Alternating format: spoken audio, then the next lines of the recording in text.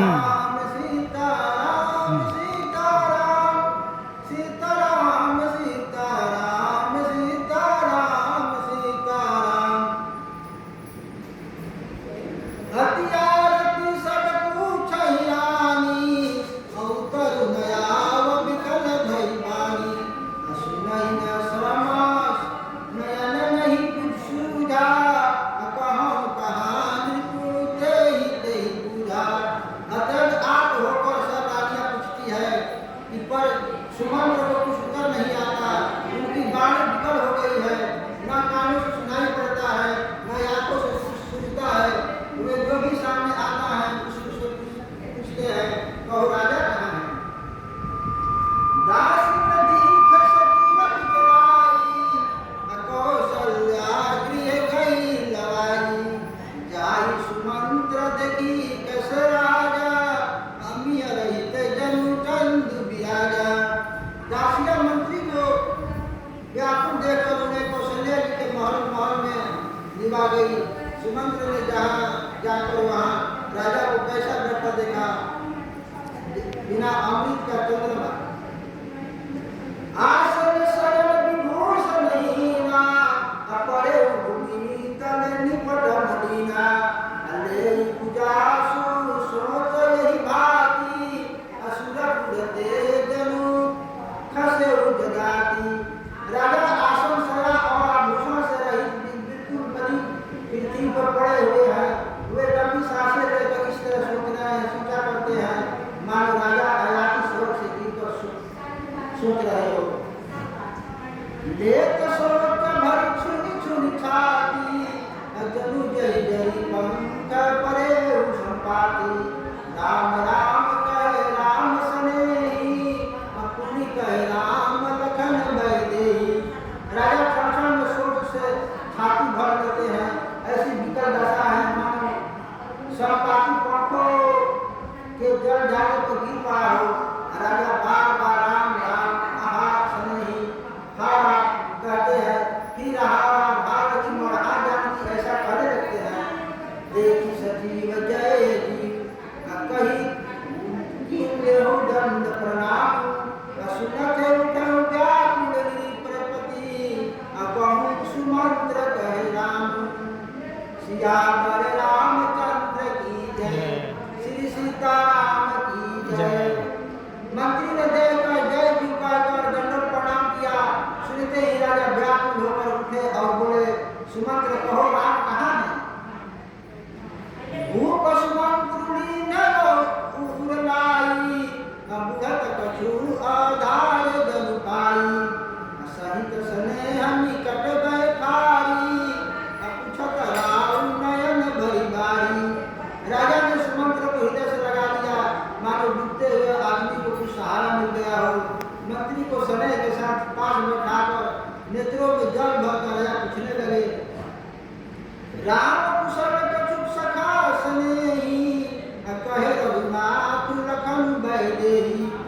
आन फेरी की बनहि सिधाए सुनत सजीवन जन जल छाए।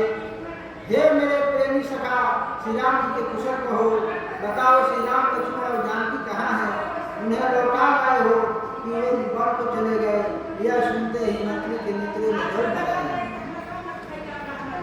शोक विकल मुनि पूछे नरेशु कहूँ सिया राम लखन संदेशु। राम रूप गुण शील सुभाऊ सुमिर सुमिरे उड़लो सोचत राऊ।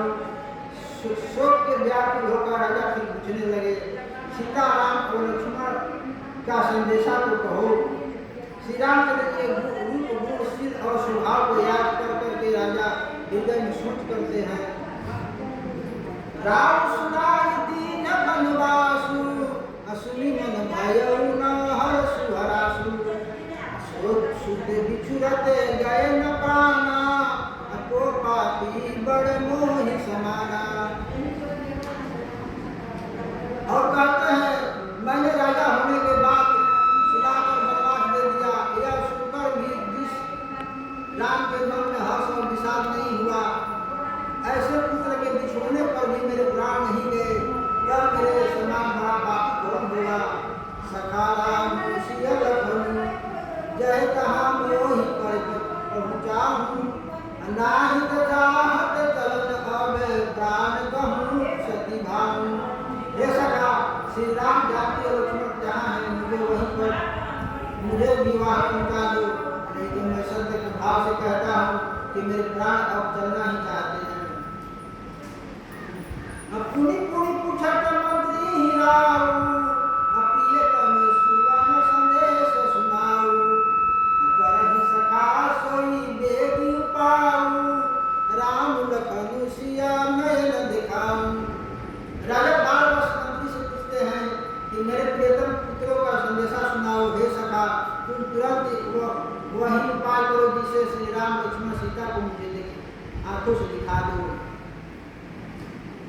सचिव धरी धीर धरी कहे विद्वानी महाराज तुम पंडित ज्ञानी वीर सुधीर धुरंधर देवा साधु समाज सदा तुम देवा। मंत्री धीरे धर कर कोमल वाणी से बोले, महाराज आप पंडित और ज्ञानी हैं, आप पंडित और ज्ञानी हैं। हे देव आप शूरवीर तथा उत्तम धैर्यवान पुरुषों में श्रेष्ठ हैं। आपने सदा साधुओं के समाज का सेवन किया है। जन्म मरण सब दुख सुख भोगा हानि लाभ प्रिय मिलन वियोगा काल कर्म बस होई गोसाई अमर बस राति दिवस की नाई। जन्म मरण सुख दुख के भोग हानि लाभ प्यारों का मिलना बिछड़ना ये सब हे स्वामी काल और कर्म के दिन रात और दिन की तरह बरबस होते रहते हैं। सुख हर्षहि जड़ दुख बिलेत काई अदो सम धीर धरहि मन माही धीरज धरहु विवेक विचारी अछाड़ि सोच सकल हितकारी। मूर्ख लोग सुख में हर्षित होते हैं और दुख में रोते हैं, पर धीर पुरुष अपने मन में दोनों को समान समझते हैं।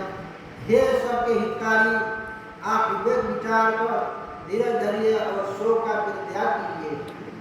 प्रथम पासुतम सा भयम दूसर सूर सरिती न्यायी रहे जल पान करी सिया समेत दोबी। श्री राम जी का पहला निवास तमसा के तट पर हुआ, दूसरा गंगा नदी पर सीता जी सहित दोनों भाई उस दिन स्नान करके जल पीकर पी रहे।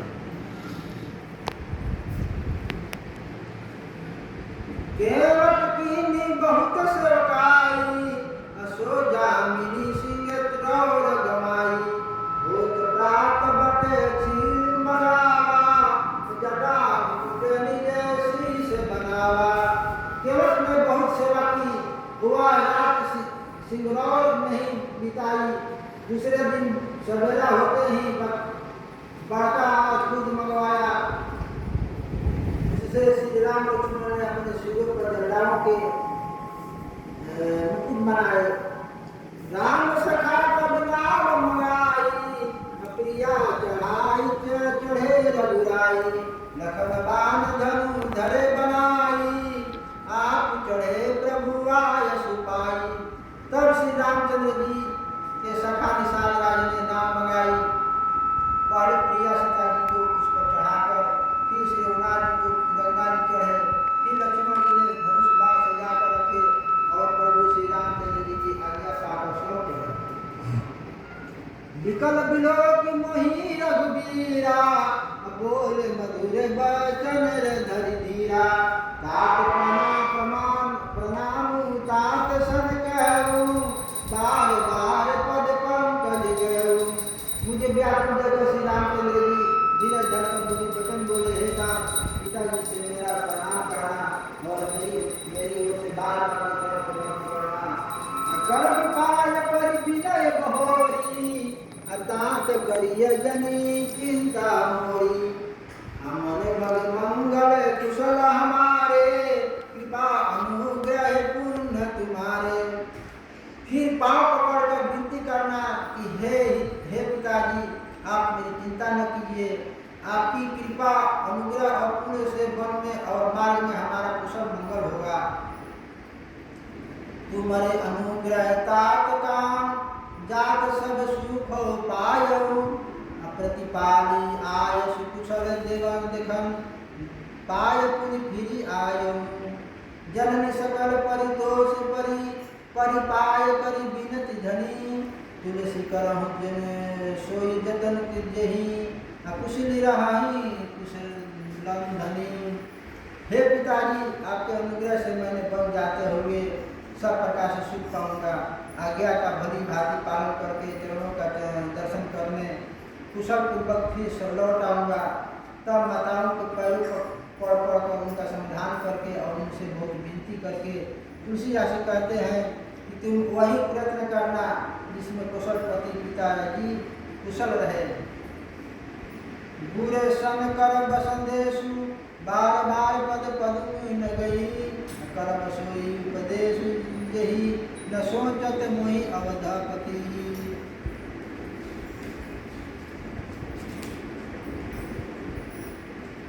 बार बार चरण कमलों को पकड़कर गुरु वशिष्ठ जी ने मेरा संदेश कहना कि वे वही उपदेश दे जिससे अवधपति पिताजी मेरा सोच न करे। देखिए चालू करके श्री राम जय राम जय जय राम श्री राम जय राम जय जय राम श्री राम जय राम जय जय राम श्री राम जय राम जय जय राम जय।